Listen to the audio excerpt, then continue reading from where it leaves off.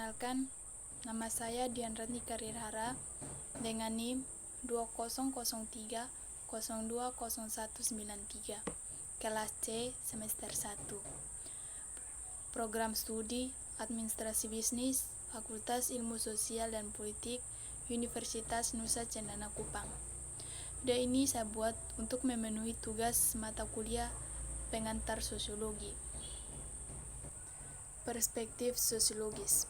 Sosiologi menawarkan pemandangan kehidupan sosial yang menakjubkan. Perspektif sosiologi atau imajinasi membuka jendela ke dunia non-familiar dan menawarkan pandangan baru pada dunia yang sudah dikenal. Dengan teks ini, Nazi di Jerman dan pejuang di Amerika Selatan mengungkapkan kalau sosiologi itu luas dan perjalanan Anda akan membawa Anda ke sebuah kelompok yang tinggal di tempat pembuangan sampah kota. Anda juga akan menemukan diri Anda melihat dunia dalam cahaya yang berbeda. Saat Anda memandang dunia lain atau dunia Anda sendiri, perspektif sosiologi memungkinkan Anda memperoleh persepsi baru tentang kehidupan sosial. Faktanya, inilah yang menurut banyak orang menarik tentang sosiologi.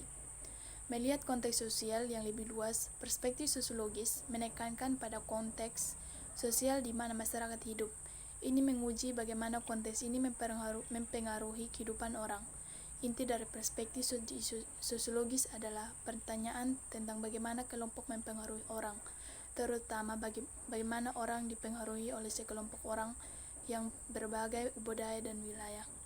Sosiologi memiliki lokasi sosial sudut pandang kehidupan yang ditempati orang karena tempat mereka dalam masyarakat dan melihat bagaimana pekerjaan, pendapatan, pendidikan, jenis kelamin, ras, etnis, dan usia mempengaruhi ide dan perilaku orang. Pertimbangkan, misalnya bagaimana didefinisikan dan kelompok yang disebut perempuan atau kelompok yang disebut laki-laki. Ketika Anda tumbuh dewasa telah membentuk gagasan Anda tentang siapa Anda. Tumbuh sebagai perempuan atau laki-laki tidak hanya mempengaruhi perasaan Anda tentang diri sendiri, tetapi juga gagasan tentang apa yang harus Anda capai dalam hidup dan bagaimana Anda harus berhubungan dengan orang lain. Bahkan, gerak tubuh dan cara Anda tertawa berasal dari identifikasi Anda dalam satu kelompok. Sosiologi dan ilmu lainnya mengetahui fokus dari masing-masing ilmu sosial. Sebagaimana manusia saat ini memiliki keinginan kuat untuk mengungkap misteri di sekitar mereka, begitu pula orang-orang di zaman kuno, penjelasan mereka tidak hanya didasarkan pada pengamatan, tetapi juga dicampurkan dengan sihir dan takhayul untuk memuaskan keingintahuan dasar mereka dengan kehidupan. Manusia secara bertahap mengembangkan sains metode sistematis untuk mempelajari dunia sosial dan alam, dan pengetahuan yang diperoleh dari metode tersebut. Sosiologi, studi tentang masyarakat dan perilaku manusia adalah salah satunya.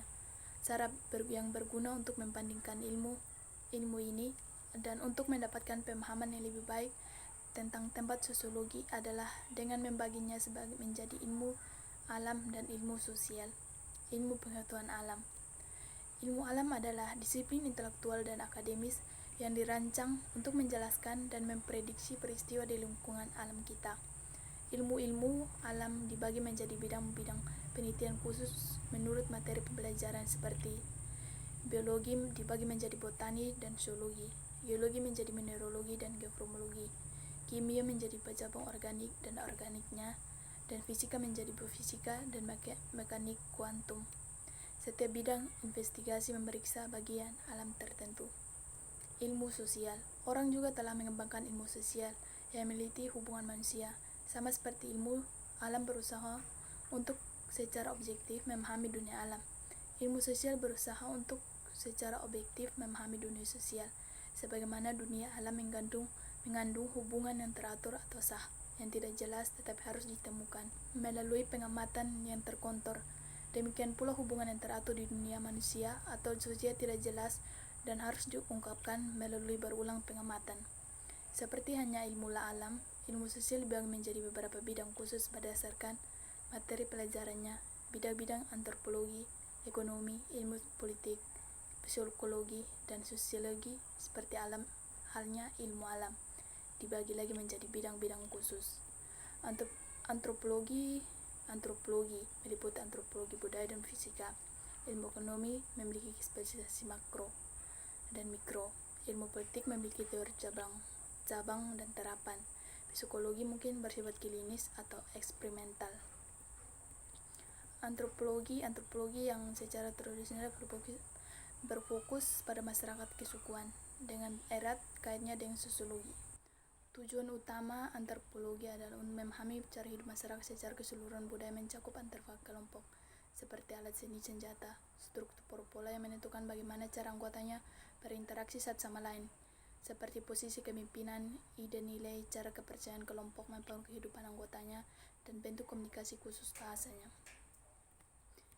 Ketika mereka mempelajari kelompok yang sama dengan dilakukan oleh sosiolog, antropolog lebih menekankan pada artefak otoritas atau hierarki dan bahasa, terutama istilah kekerabatan. Ekonomi berkonsentrasi pada satu institusi sosial. Para ekonom mempelajari produksi dan distribusi barang, jasa, material suatu masyarakat. Mereka ingin tahu barang apa yang diproduksi, berapa harganya, dan bagaimana barang itu didistribusikan.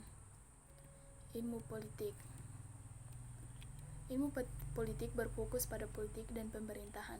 Politik ilmuwan meneliti bagaimana pemerintah dibentuk, bagaimana mereka beroperasi, bagaimana mereka berkait dengan institusi masyarakat lainnya. Ilmuwan politik sangat tertarik bahwa untuk mencapai pengusaha, bagaimana mereka mempertahankan posisi tersebut dan konsekuensinya dari tindakan mereka terhadap orang yang perintah mereka. Psikologi.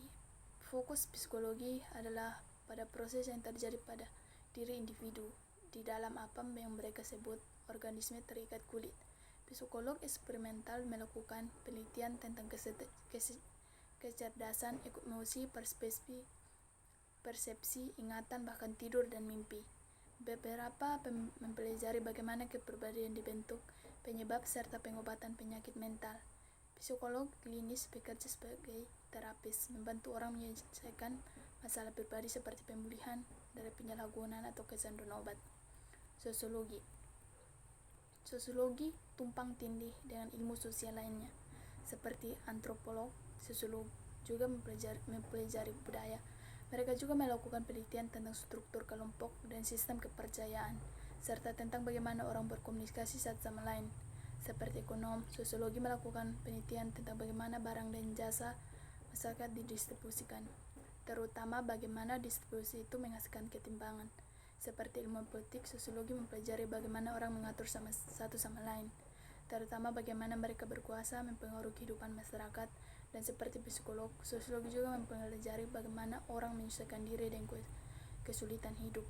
Tidak seperti antropolog, sosiologi berfokus terutama pada masyarakat industri dan masyarakat pasca industri. Tidak seperti ekonomi ilmuwan politik, sosiologi tidak berkonsentrasi pada satu institusi sosial, dan tidak seperti psikolog, sosiologi menekankan faktor eksternal pada individu untuk menentukan apa yang mempengaruhi orang dan bagaimana menyesuaikan diri dengan kehidupan. Tujuan pertama dari setiap sains untuk menjelaskan sesuatu terjadi. Tujuan kedua untuk membuat generalisasi yang melampaui kasus individu, membuat pernyataan yang berlaku untuk kelompok atau situasi yang lebih luas. Sosiologi dan ilmuwan lain juga bergerak di luar akal sehat ide yang terlaku di masyarakat. Hal-hal yang diketahui oleh semua orang adalah benar. Semua orang bisa menjadi sesat hari ini. Seperti halnya semua orang ketika akal sehat mendikte bahwa dunia itu datar, atau bahwa tidak semua manusia yang bisa berjalan di bulan.